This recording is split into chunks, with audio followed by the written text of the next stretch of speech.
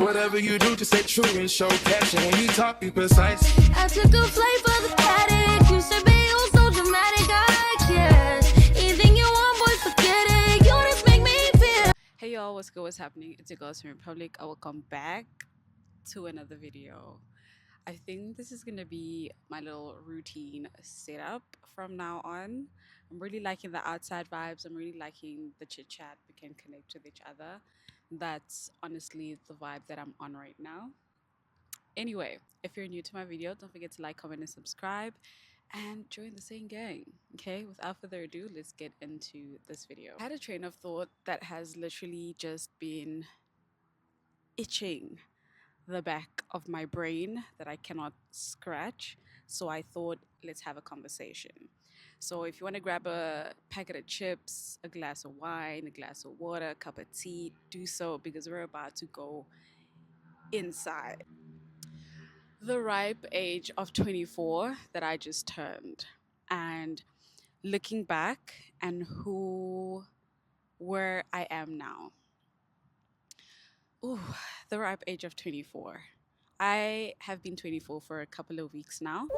And I'm super happy that I am at this unique age and stage of my life as well.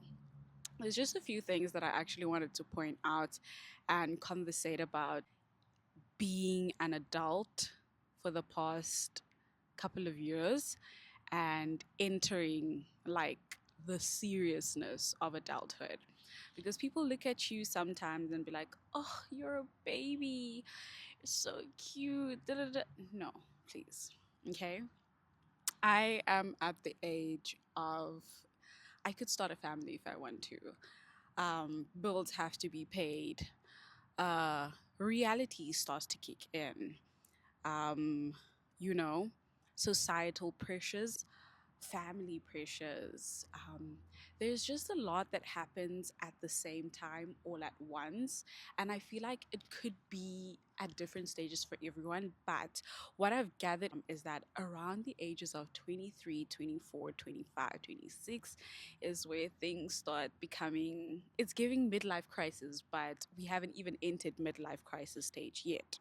I wanted to just touch on the topic of having to become a real adult at the age of 24. My adulthood started very early. I would say my frontal lobe developed at a very young age. And that is as like for some people or for women, they say, no, your frontal lobe only develops when you're 25. No, bitch. Mine came in when I was 20. And I think also just overall the life experience that I have challenged within the past 4 years or within the past 3 years, because I'm only living in the fourth right now, but within the past 3 years have just been like, oh, I'll put in a sound to explain. Sorrows, prayers, sorrows. But I'm gonna complain and I'm also gonna be like, I could have done better, but it's a learning curve. In learning to be an adult, there was a lot of things that I had to unlearn from being a teenager and basically like transitioning from teenage to adult, right? There's a lot of things that I had to unlearn. There's also a lot of trauma that I have experienced very early in my life that I had to just, physically and emotionally let go of in order for me to be in a place where I am surrounded by people who are healed.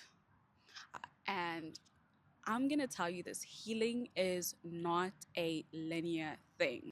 I had to unlearn a lot of behavioral things. I had to unlearn a whole lot of patterns that I've had. I've had to unlearn, a lot of emotional immaturity and things like that. And it was not easy. Um, Also, having to shift into becoming an adult and shift into creating a space and creating myself to become a certain type of adult as well. Now, when you are a last born or the younger person, a lot of people tend to overlook, a lot of people tend to minimize, a lot of people tend to, still see you as, oh, you're a little baby, oh, you're still this, you're still that. No.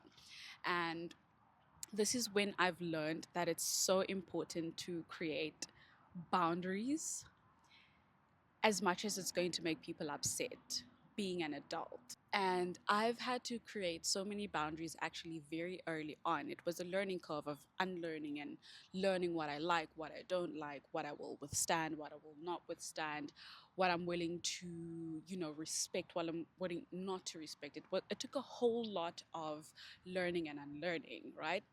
And it's of course still going to continue to take a whole lot of learning and unlearning. But my main thing is that at the ripe age of 24, people look at you differently. People look at you differently. People treat you differently. People, react differently to you. Your mind changes, your body changes, your emotions change, everything about you changes. And then there comes a time where you're just like, yeah, this is life. This is the life that I'm going to live. These are the choices that I'm going to start to have to make that'll probably be embedded in my routine, in my life, in my structure for the next coming years, God willing. And I'm also reminded that I have to be present. I have to be very present. A lot of the times we're looking at, oh, when this happens, when that happens, when this is about to happen, I want to do that, I want to do that, I want to do that. But what about now? What about now? I'm learning to be present. I'm learning to be in the moment. I'm learning to let go. I'm learning to love. I'm learning to respect. I'm learning to disrespect. I'm learning to articulate. There's so much that you learn that, I wish there was a manual on how to be an adult. But the reality is that there isn't. You grow up, you realize that a lot of people are stuck where they left you. And when you start to let go, when you move on, when you grow, it makes people upset because they no longer have access, or they no longer can control, or they no longer, have that nostalgia of the old you. They no longer have the privilege of knowing who you are now. At the ripe age of 24, I am happy to say that not everything lasts, and I'm grateful for that. I'm also happy to see and to say that it's beautiful. It's beautiful to age. It's beautiful to realize that there's so much that could be done. It's beautiful to control. As much as you think you don't have control, you do have a lot of control is with your choices. The control that you do have is with your choices. At the ripe age of 24, I don't think that anything could have prepared me for where I am right now, trying to dabble or trying to put myself in a situation or spiritually get there beforehand so that if or when the moment that I am there, it is as if I have challenged the challenge already. Now you don't know what you're gonna get, you don't know what you're gonna receive, you don't know how you're going to receive, but the preparation is important.